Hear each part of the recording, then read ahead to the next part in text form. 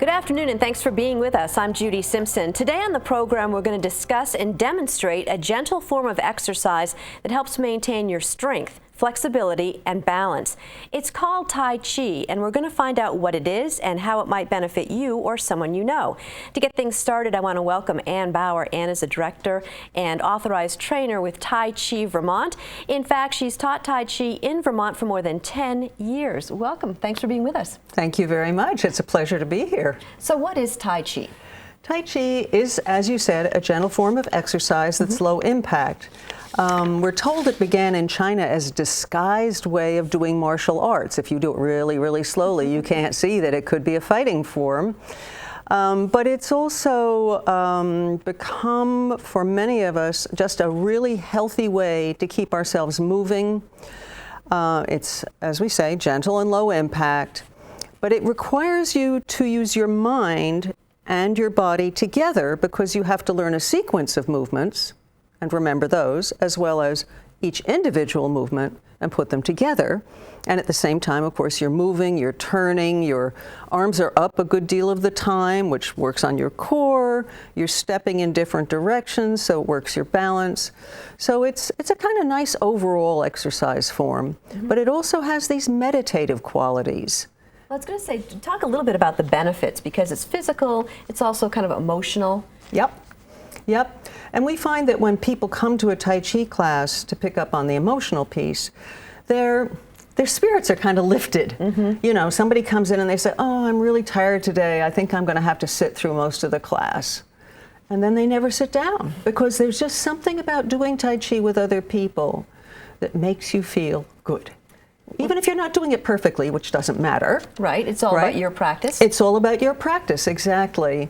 So the benefits, well, we call the short form we do fall prevention Tai Chi. And that is the biggest problem in Vermont. You know, 1 out of 3 people over 65 falls every year. And of that, a huge percentage of those people end up going to the hospital and having all kinds of problems, and sometimes even dying. So this is our first thing that we worry about. And so we want to have people build up their strength and their balance and their awareness of where they are in space, and Tai Chi does all of those things. But even as it's working on balance and fall prevention, it also calms people down. It reduces stress. For some people, it lowers their blood pressure. People who have diabetes find their blood sugar levels are under better control. Interestingly, while it will not keep us from losing brain power, because we do that as we age, as you know, it slows that process down. Isn't that fabulous? It really is. I know. That's incredible. I know. And you don't need any special equipment. No. And you could be wearing like ratty old jeans and sneakers, you know, t-shirts, whatever. You can do it at home, you can do it outside, you can do it inside, you can do it with friends. You can come to a class. All right. Well, as I mentioned, we're going to be demonstrating some moves, so maybe let's start out. Okay. So what we're going to demonstrate, and can you put your paper down? Good. So this is just one of the little warm-ups we do. We have a series we do at the beginning of each class. And so this is our second shoulder exercise. Okay. I've chosen because it's very simple and it's very enjoyable. So you're going to start with your hands at your side and just bring them up to shoulder. I better step back a little. And you're going to bring them up to shoulder level, palms up, and then fold and bring them down. Now let's add breathing. So breathing in and out. And one more time, in and out. Okay? Yeah. So it's simple, but as you're breathing and moving your body together, you get that nice unified feeling, right? Yes. And the first time you do it, it's like, and then it just sort of smooths out and gets that nice round, soft feeling. You follow your breath, it's easy. Exactly, and you breathe into it, yeah. Now you have some more demonstrations you want to show us too, and you brought a couple of friends. I did. I brought my dear friend Jim, who happens to be my partner. And he's been a student of Tai Chi, what, 10 years now? Almost. Almost, yeah. And Elizabeth Whirls, who is an instructor and an authorized trainer, as am I, and she's also one of the directors of Tai Chi Vermont, our organization, and she teaches both seated and standing forms and brings a lot of wonderful Qigong movements into her Tai Chi, which is fantastic. So yeah, we're gonna do a little demonstration for you. Okay, great. You ready for that? Okay. So Elizabeth is going to be seated, so you can see how it goes when people do this in a chair. And many people do that and find it very beneficial, surprisingly beneficial. All right, let's get ourselves ready. That pretty good position, you think? Okay. All right, so here we are in what we call Wu Ji position, which is just our beginning position where we check our posture. And we're going to start with a little salute, just to formalize things. I'll name the movements as we go through them. Commencement.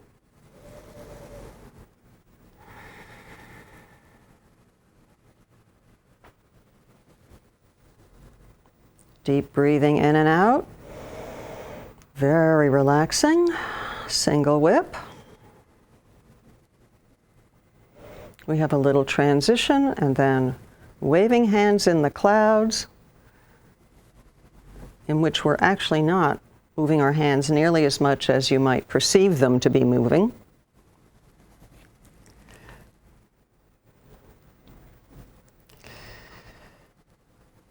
And then we get another nice deep breath in and out.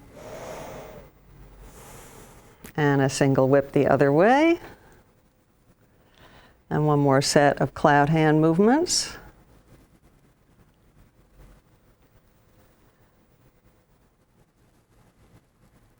So we're stepping, taking small steps because we don't have a lot of space here. And then we get one more deep breath in and out. Breathe as we close. And we'll end with our salute. Terrific, and as you can see, it's very gentle movements. Yeah. I'm just going to cross in front of you. Sure. So, and obviously people shouldn't be intimidated if they don't know the moves right away. Oh my It's something that gosh. they learn. Oh my gosh, that's the point. You come to learn, right? You don't come to perform, you come to learn. And the learning is so good for our brains, right? And each time you learn something more, and that's fabulous. It's all part of your practice. Now, It Jim, is. as a student, was this hard for you to learn? Well, it had this difficulty as we get a little older, but it's all manageable, and the teaching is such that they understand this, and so it's they bring us along And at a how- rate we can do it. And how has this helped you? Well, in my case, I think the most outstanding difference is with balance. I started out with considerable trouble with balance, and now that seems to have mostly disappeared, after almost 10 years of doing this. But even immediately, I could see a big difference. I was much more aware of where my body weight was, and I'm quite active in gardening and such things, and it really helped with that, and continues to do so.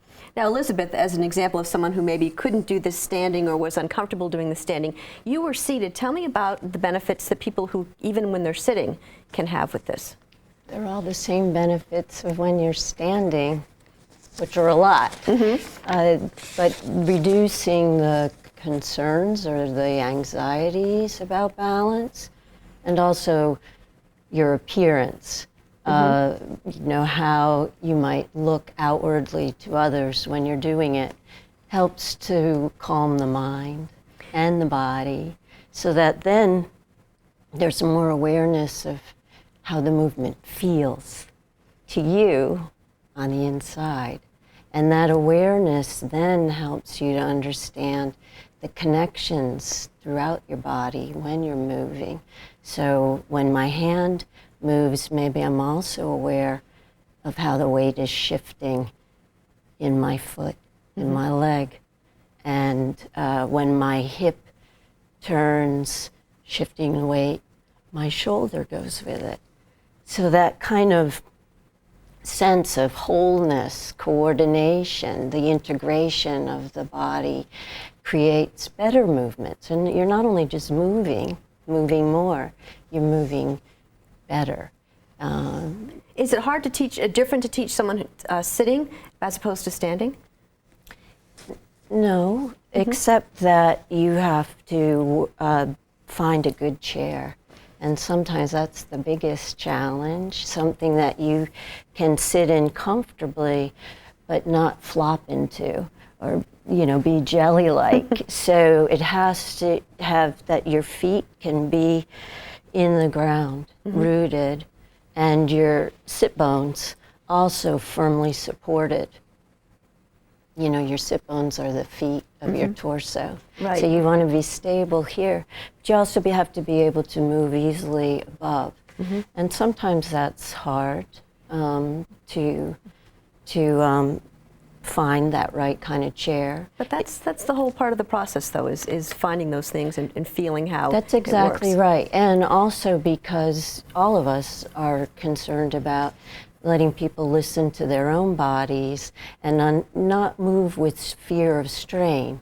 So you want to engage everything, but you also don't want to force or struggle. So you just, when you feel yourself planted in your feet, in your sit bones, it's amazing how much centeredness that produces and energy and life, just That's great. with the doing.